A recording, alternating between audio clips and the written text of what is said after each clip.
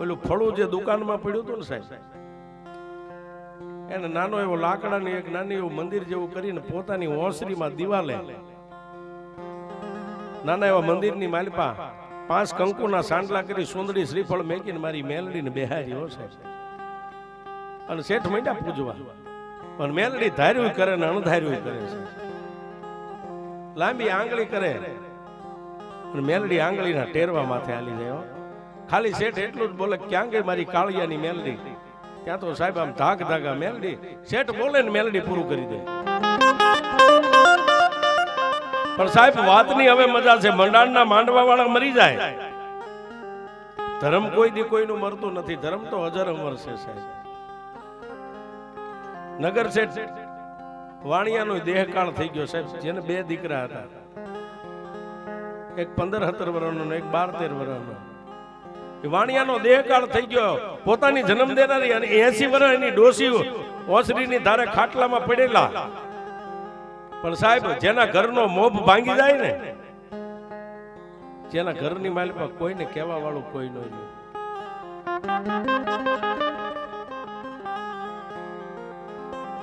એટલી વાતે વાત પૂરી ન થાય સાહેબ.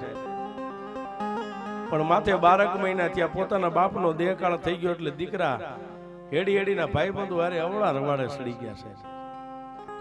હવે જેના ઘરે હોનીની દુકાન હાલતી ઈ હોનીના દીકરા ચોરીના રવાડે સડ્યા છે. વાપરવાના પૈસા ઘટે તો કોઈ ભાઈબંધુ હારે ચોરી કરે. પણ એક દિવસ ક્યાંયથી કાંઈ ન મળ્યું.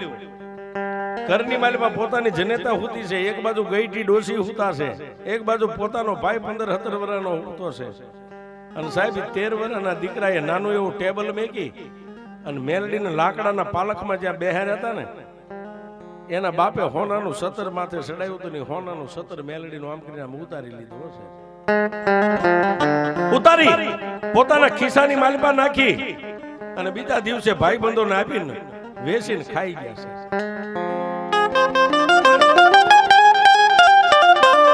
પણ સંધ્યા ટાણે 15-17 વર્ષનો દીકરો હાથમાં અગરબત્તી લઈને આમ ધૂપ દીવા કરવાની તૈયારી પાળી ગયો.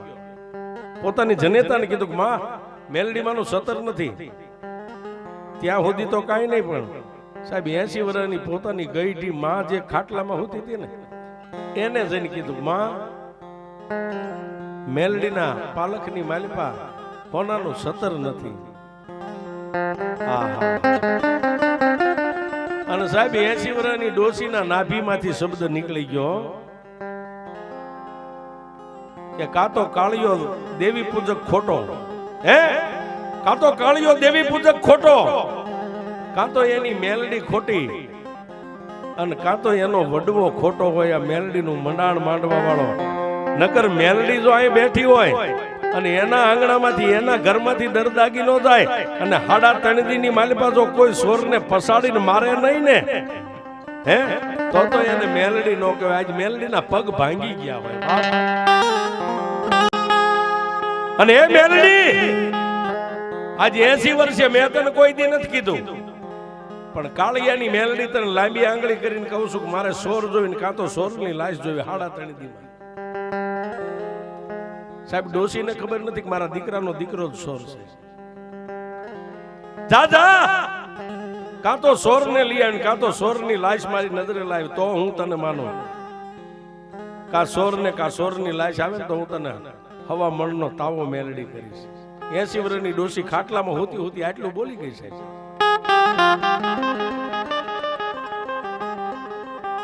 એક દી ગયો, 2 દી ગયા, અને બીજા દિવસની મેકલી અંધારી રાતે હુતા પાછી ડોશીની નજર ગઈ. આમ મેલડી બેઠી હતી.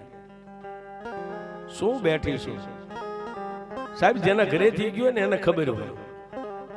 શું બેઠી છો? કાં તો કાળિયો દુબળો, કાં તો મેલડી તું દુબળી, કાં તો કાળિયાનો વડવો દુબળો છે. નકર તું કાલે આ 2 દી વ્યા ગયા, કાલનો 3જો દી ઉગી જાય છે.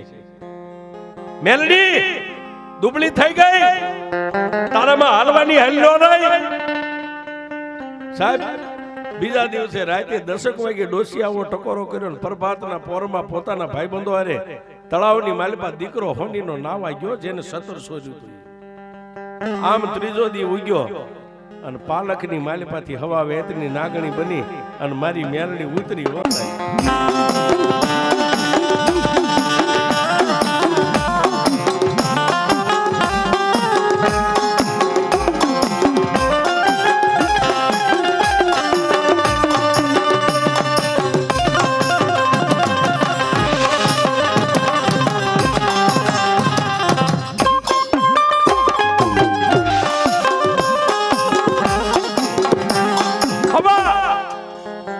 હવા વેદની નાગણી બનીને સાહેબ ઉતરી એવી નહીં, કોઈની નજરે ન દેખાય. ધર્મની લીલા કેવી હોય સાહેબ, માણસ ન જાણી શકે. પણ ઊભી બજારે ગામના પાદરમાં તળાવની પાળની માથે સડીને હવા વેદની નાગણી આમ પાવલી જેવડી ફેણ માંડીને મંડી ગઈ બધી કોઈ જોવા. એટલે 5-7 ભાઈ બધું તળાવમાં નાય છે. પાણીના આરે જઈને પાણીની માલપા મારી મેલડી આલી હો સાહેબ. જ્યાં ઓલા છોકરા નાતા હતા માલપા તરતા હતા, જે છોકરે 17 સોર્યું તો એના જમણા પગના અંગૂઠે ઠડા ડંક દઈ દીધો.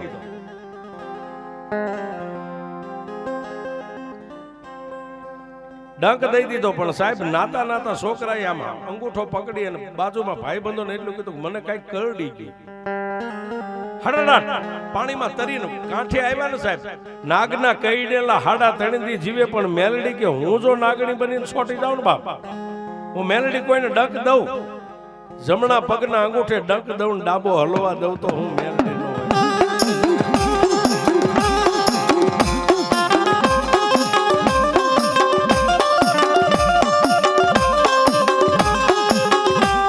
પણ ક્યાં જાય? એ તળાવની માલિપા પાણીમાંથી આમ છોકરા બહાર નીકળ્યા ત્યાં હોની માજરના દીકરાનું શરીર મંડ્યું લીલું થવા, મોઢાની માલિપાથી ફીણ મંડ્યા નીકળવા, માંડ માંડ ઢહીડીને તળાવની પાળ માથે લાવ્યા સાહેબ. ત્યાં પ્રાણ પંખીડું ઉડી ગયું સાહેબ. એ 5-7 ભાઈ બંધુ કાવડ કરી અને ઢહીડીને ક્યાં લાવ્યા? હોની માજરના આંગણે. એક બાજુ 80 વર્ષની ડોશી આમ ખાટલાની માલિપા હોતા છે, ફળિયામાં લાવી અને છોકરાને આમ મેગો, પણ શરીરની માલિમાં કાંઈ હતું નહીં સાહેબ, ફોડિયું ખાલી. રોગ કકળે મંડી ગઈ થવા. આડોશી પાડોશી ભાઈઓ જાયો કાકા દાદાનો પરિવાર બધા ભેગા થયા. પણ સાહેબ હવે વાત ટૂંકમાં લો, વાત બહુ લાંબી છે.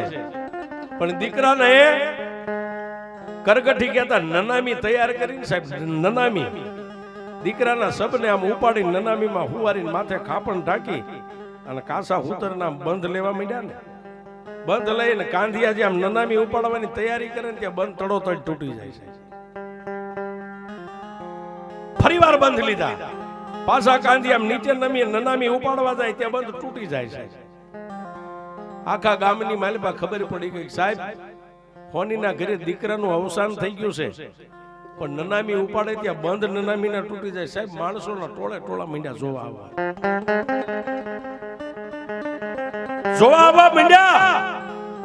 પણ સાહેબ એમાં તો ગામના આવે ને 12 ગામના આવે, એમાં 2-4 દેવી પૂજકો બીજા જુનાગઢમાં કઈક હટાણે આવેલા ને, એ આ માણસોની હારે આવ્યા. પણ માણાની મેદલી જામેલી આમ કરી આમ નજર જોઈ ગયા ને, ઝવેરી હોય હીરા ને પારકે ગામમાં શું છે બાપુ? ઝવેરી હોય પારકી હકે કા હીરામાં શું છે? ત્રીજી વાર બંધ લીધા, નનામીને ઉપાડવા જાય ને બંધ તૂટ્યા હોય સાહેબ. એક દેવી પૂજકે બીજાને આમ ઠોહો માર્યો ને બીજાએ ત્રીજાને માર્યો. કઈ આમાં તને કઈ લાગે છે? ત્રીજો હતો ને એ 50 વર્ષની ઉંમર વટાવી ગયેલો સાહેબ, થોડું સાપડું આવી ગયેલું, ડોકમાંથી માળા કાઢી ધડ ધડ દાણા. તને કહું ભાઈ, આ ખેલ રહ્યો ને આપણી કાળી વેલની દેવીનો છે, મને એવું દેખાય છે હે કે આ ખેલ આપણી કાળી વેલની દેવીનો છે, બીજાનો ખેલ નથી. હા હા સાહેબ, તમે જાણો ને છતાં ન કયો ને તો તમે ઉપરવાળાના ગુનેગાર થાવ. જાણતા હોય ને દુશ્મનને કહી દેવું સાહેબ, દુશ્મનને કહી દેવું. જો આમાંથી છૂટવું હોય ને તો જાણતા હોય તો દુશ્મનને કહી દેવું. જાણો ને પેટમાં રાખો તો ત્રિલોકના નાથના ભગવતીના ગુનેગાર બનો.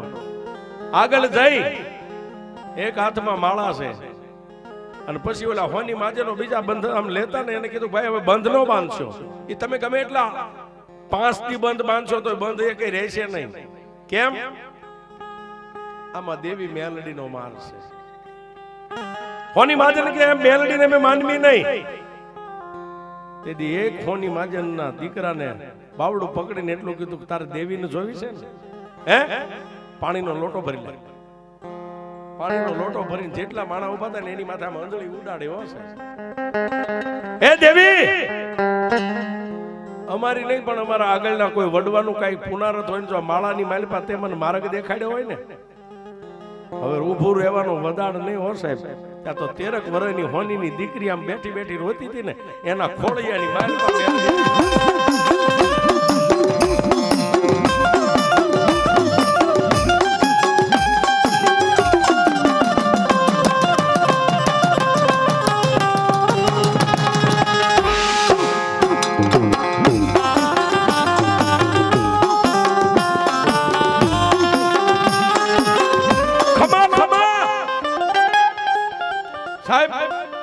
હોની માજરની બાઈ ઊભા થઈ ગયા. આ દીકરી શું છે? પણ ખમા ખમા ખમા બાવડું થોપી અને જ્યાં નનામીની માલિપા ઓલું સબ હોવાર્યું તો ન્યા લાવીને દીકરીને ઊભી રાખી. કોણ બોલે? ત્યારે દીકરી આમ 80 વર્ષની ડોશી ખાટલામાં હતી, એની સામે આમ લાંબી આંગળી કરીને કીધું કે ઓલી ડોશીને પૂછ હું કોણ છું, મારી ઓળખાણ ઈ આપશે. દાદા ઈ મને 3 દીથી ટકોરા મારતી, મને બેઠી નથી રહેવા દેતી. હે મને હેખે બેહવા નથી દેતી મેલડીની. રાત દી મને ટકોરા મારતી હતી કે તું દુબળી છો, ઈ વડવો દુબળો છે, કાળિયો દુબળો છે, અને તું જો દુબળી ન હોય તો સોરના 17 સોરનાર સોરની કાં તો નનામી મને મળવી જોઈએ અને કાં તો સોર 3.5 દીમાં મળવો જોઈએ. કે ઈ ડોશીને 3.5 દીની મારી પર મારા સોરની નનામી હું મેલડી લાગી છું. ત્યાં તો ડોશીનો હાયર ફાટી ગયો હશે. એટલે સાહેબ બોલતા બોલાય પણ મેલડી સામે તો અમથી લાંબી આંગળી ન કરાય છે. લાંબી આંગળી કરો જો હિસાબ ન લે તો મેલડી ન કહેવાય સાહેબ. એની સામે હાસા ખોટા સમય ન ખવાય. અરે તમારાથી મનાય તો માનતા, દીવા નાળિયેર ની માનજો, નહીં હું તો એમ કહું છું નાળિયેર લઈ ન માનતા સાહેબ. લેણું લે ને લેણું લે ઈ મેલડી છે. અને 13 વર્ષની દીકરી બોલી ડોશી આ મારા મેલડીના 17 સોર જોવા પડ્યો તારા ફળિયા. 5-7 આદમી જઈને કીધું માડી તમે આવું કઈ મેલડીને કહેતા હતા કે હા મેં કીધું તું. ઓહો શું કરી લેવું છે માડી મેલડી? હવે આનો કઈ ઉપાય? આ દીકરાને શમશાન સુધી લઈ જાય એવો કઈ ઉપાય? કે આ એક ઉપાય છે. જ્યાં સુધી મારું ખાતું ન આપો ને હવામણનો તાવો, ત્યાં સુધી એના નનામીના બંધને બંધાવા દઉં તો હું મેલડી નહીં. લાવી ડોશીને કે લાય મારો તાવો હવામણનો લાય. તે કીધું તું ને કે તને હવામણનો તાવો કરીશ, લાય મારો હવામણનો તાવો. મરેલા મરદાની માથે બેહીને ખાવ એ હું મેલડી છું. મારો તાવો મેં કાંઈ સાહેબ વાત કરતા વાર લાગે. એક બાજુ નનામી દીકરાની પડી છે ને એક બાજુ ફળિયાની માલપા 3 પાણાનો માળીગો મેકીને હવામાનનો તાવો તળાઈ રહ્યો. અને જ્યાં મેલડીને બે રીતના તાવાનો ધૂપ થયો ને સાહેબ, અને એની દીકરીના ખોળિયાની માલપા મેલડી આવીને એટલું કીધું જા બાપ મને માને ને મારી કહું પણ મારી વાંસું નહીં. હવે બોલાવો એ ડોશીને. જે પગના અંગૂઠે મેં મેલડીએ ડક આપ્યો છે ને એ પગનો અંગૂઠો એના મોઢાની માલિપા લઈને સૂસે અને 3 ઘૂંટડા પેટમાં ઉતારે. અને જો દીકરાનું ઝેર નો ઉતારું તો હું મેં